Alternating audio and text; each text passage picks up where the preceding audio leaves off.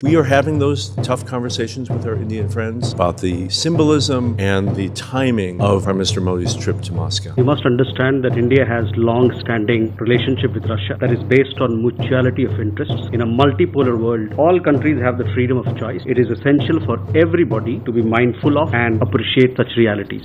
Guys, మీకు gas lighting అంటే ఏంటో తెలుసా? ఇన్ కేస్ మీకు తెలియకపోతే జస్ట్ యుఎస్ ఇండియాతో వ్యవహరించే తీరును అబ్జర్వ్ చేయండి చాలు. అంటే ఇది ఎలాంటిదంటే, మన ఫ్రెండ్స్ తో గానీ, గర్ల్ ఫ్రెండ్ తో గానీ, ఎవరితో అయినా గానీ వాళ్ళు మనలో తప్పును చూపించడానికి మనల్ని క్వశ్చన్ చేస్తూ చేస్తూ మనం నిజంగానే ఏదైనా తప్పు చేశామా అని ఫీల్ అయ్యేటట్టు చేస్తారు. ఇదేదో మళ్ళీ డైరెక్ట్ గా కూడా చేయరు. వాళ్ళు మనం ఏదైతే తప్పు చేశామని అనుకుంటారో, మనం తప్పు చేయకపోయినా సరే మనకే మనం చేసింది తప్ప అని అనిపించేలా చేస్తారనమాట. దీని వల్ల వాళ్ళు డిసప్పాయింట్ అవ్వడమో, బాధపడ్డమో అని చెప్పడమే కాకుండా మన మీద మనమే గిల్టీగా ఫీల్ అయ్యేటట్టు చేస్తారనమాట.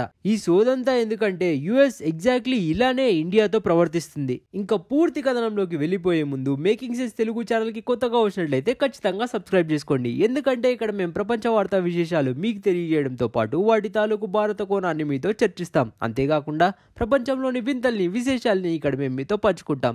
మీరు ఇక్కడ ఖర్చు పెట్టే ప్రతి క్షణానికి వాల్యూ ప్రొవైడ్ చేసే బాధ్యత మాది. ఇంకా పూర్తి కథనంలోకి వెళ్ళిపోతే, యుఎస్ సెనెట్ రీసెంట్ గా డొనాల్డ్ లూ అనే యుఎస్ డిప్లొమాట్ ని మోడీ యొక్క రీసెంట్ రష్యా విజిట్ గురించి అడిగారు. అయితే ఈ డొనాల్డ్ లూ అనే వ్యక్తి ఎవరంటే యుఎస్ యొక్క south Asian foreign affairs incharge. ఆ ప్రశ్నకు సమాధానం ఇస్తూ డొనాల్డ్ లూ ఏమన్నారో చూడండి. Chairman, I could not agree with you more about our disappointment about the symbolism and the timing of Prime Minister Modi's trip to Moscow.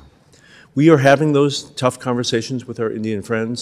So చూసారుగా, అది వీళ్ళ వ్యవహారం. సో బేసిక్ గా ఈ మనిషి కమ్యూనికేట్ చేస్తుంది ఏంటంటే, భారత ప్రధాని రష్యాని విజిట్ చేసినందుకు మేమేమి కోపంగా లేము, కానీ ఖచ్చితంగా ఈ విషయం మమ్మల్ని నిరాశకు గురి చేసింది. అసలు మీరు చెప్పండి, ఇందులో నిరాశ పడ్డానికో కోపడ్డానికో ఏముందండి? అయినా ఇలా వ్యాలిడేషన్ ఎవరికి కావాలండి? మనం ఏమైనా అడిగామా మనం చేసింది కరెక్టా రాంగా అని? వీళ్ళు నిరాశ పడితే ఎవడికి, కోపడితే ఎవడికి? ఇండియా ఏది చేయాలనుకుంటుందో అదే చేస్తుంది. ఇంకో హైలైట్ ఏంటో తెలుసా? ఈయన ఈ వ్యాఖ్యలు చేసిన రోజే మన ఇజ్రాయెల్ ప్రధాని బెంజమిన్ నెతన్యాహు యుఎస్ లో ఉన్నారు. సెనెట్ లో స్పీచ్ కూడా ఇచ్చారండోయ్. ఈయన చేపడుతున్న మారణ హోమంలో 38,000 పాలెస్టైనియన్లు ఆల్రెడీ బలి. అంటే మన ప్రధాని రష్యా ప్రెసిడెంట్ వెళ్ళి కలిస్తే అది రష్యా యుక్రెయిన్ యుద్ధంలో రష్యాని సపోర్ట్ చేసినట్టంట. కానీ ఇజ్రాయెల్ ప్రైమ్ మినిస్టర్ వచ్చి సెనెట్ లో మాట్లాడితే మాత్రం అది యుఎస్ ప్రపంచానికి బ్యాడ్ సిగ్నల్ పంపించినట్టు కాదంట.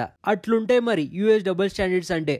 ఇప్పుడు నీ ఫ్రెండ్ ఏదో తప్పు చేశాడని నీకు అనిపించింది, అది నువ్వు నలుగురిలో చెప్తావా, పర్సనల్ గా చెప్తావా? ఆబ్వియస్లీ వాడి మీద నీకు కన్సర్న్ ఉంటే పర్సనల్ గా చెప్తావు. ఇక్కడ యుఎస్ ఒకవైపు ఇండియాని ఫ్రెండ్ అంటది, ఇంకోవైపు టీవీలో లైవ్ లో ప్రసారం అయ్యే సెనెట్ మీటింగ్ లో భారత ప్రధాని రష్యా విజిట్ గురించి ఇలా దొంగ మాటలు మాట్లాడతారు. ఇందులో అర్థం చేసుకోవడానికి ఏమీ లేదు. పబ్లిక్ గా ఇండియాకి రష్యాతో ఉన్న సంబంధాల గురించి మాట్లాడుతూ ఇండియా మీద ప్రెషర్ తీసుకొని రావాలనుకుంటున్నారు. ఇదేం యుఎస్ కొత్త స్ట్రాటజీ కాదు, ఎప్పుడు చేసేదే. మరి ఇది ఇండియా మీద పనిచేసే స్ట్రాటజీనా అంటే, టు బి ఆనెస్ట్ అసలు India పట్టించుకోవట్లేదండి.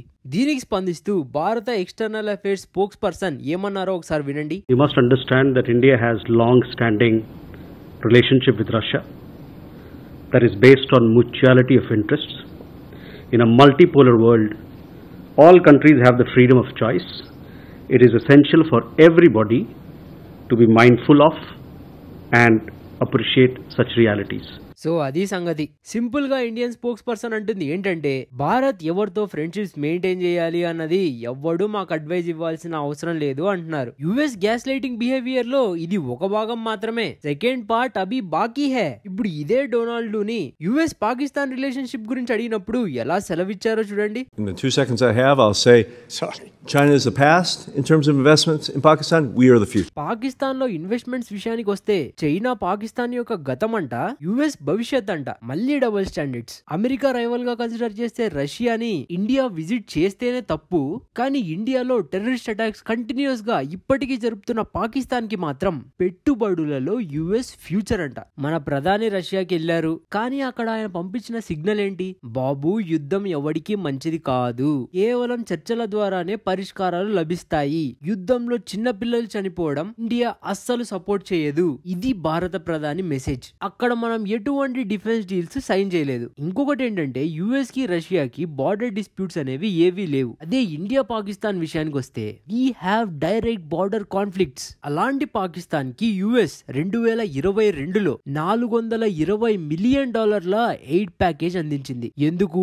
Pakistan fighter jets upgradation కి. 2023లో మిలిటరీ డీల్ ని యుఎస్ తో పాకిస్తాన్ రిన్యూ చేసుకుంది. ఇప్పుడు ఇండియా యుఎస్ ఫ్రెండ్స్ అనుకుంటే ఎవడండి డిసప్పాయింట్ అవ్వాలి? అయితే గీతే ఏడవాల్సింది మనం. నేను నీ ఫ్రెండ్ ని అని చెప్తూనే మన ఇంట్లో బాంబు పెట్టేవాడికే బాంబు తయారు చేసి ఇస్తాడు. సో దీని నుంచి మనం ఏం నేర్చుకోవాలి? ఈ యుఎస్ అనే దేశం ఏదైతే ఉందో అది ఎప్పుడు తన తప్పుల నుంచి నేర్చుకోదు. పక్కనోడికి లెక్చర్లు ఇవ్వడం తప్ప తాను ఒక్క ముక్క కూడా పాటించదు. ప్రపంచమంతా తన కోసమే ఉందన్న మైండ్ సెట్. ఇవన్నీ మారాలి, మారుతాయి. It is just a matter of time. ఇంకా ఇండియా విషయానికి వస్తే ఇండియా ఖచ్చితంగా ఈ రిలేషన్ పట్ల రీవర్క్ చేయాల్సిన అవసరం ఉంది. ఎందుకంటే టు బి హానెస్ట్, చైనాకి ఆల్టర్నేటివ్ గా ఇండియా డెవలప్ అవ్వాలనుకున్నా, అదే చైనాని యుఎస్ కౌంటర్ చేయాలనుకున్నా, ఇద్దరికి ఒకరి మీద ఒకరికి పూర్తి ఇంటర్ డిపెండెన్స్ అనేది ఉంది. అది సప్లై చైన్ల విషయంలో అవ్వచ్చు, టెక్నాలజీ ట్రాన్స్ఫర్ విషయంలో అవ్వచ్చు, క్లైమేట్ చేంజ్ ఇనిషియేటివ్స్ ని ముందుకు తీసుకెళ్లడంలో కావచ్చు. అన్ని విషయాల్లో ఈ పార్ట్నర్షిప్ సక్సెస్ అవ్వడం చాలా ఇంపార్టెంట్. కానీ ఇలాంటి చర్యలు యుఎస్ తో మన భాగస్వామ్యాన్ని ఖచ్చితంగా అఫెక్ట్ చేస్తాయి. అది మొత్తానికి ఈ రిలేషన్ ని స్పాయిల్ చెయ్యకముందే